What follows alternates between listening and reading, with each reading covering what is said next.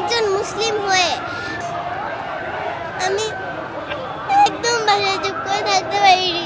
কেন এত ছোট বাচ্চাদের উপর অত্যাচার করছে? আমাদের মুসলিমদের উপরেই কেন এত অত্যাচার করা হয়? আমার থেকেও ছোট বাচ্চাদের ওরা হত্যা করছে। আমি এখানে প্রতিবাদ জানানোর জন্য এসেছি। এই যুদ্ধ বন্ধ।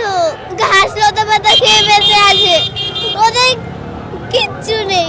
ওরা ঈদের দিনও গুলি খেয়েছে। আমরা চাই মানবতার মুক্তি হোক, মুসলমানদের মুক্ত হোক। যে চেষ্টা করছি যেন ইসলামের শিক্ষাটা, মানবতার শিক্ষাটা যেন দিতে পারে, এই চেষ্টাটাই করছি। আমি একজন মুসলিম হয়ে আমি এত চুপ করে থাকতে পারিনি। আমি একদম বাসায় চুপ করে থাকতে পারিনি। কষ্ট হয়েছে দেখে এগুলা? যখন দেখেছো তখন কি মনে হয়েছে? কেন আমার ভাই বোনদের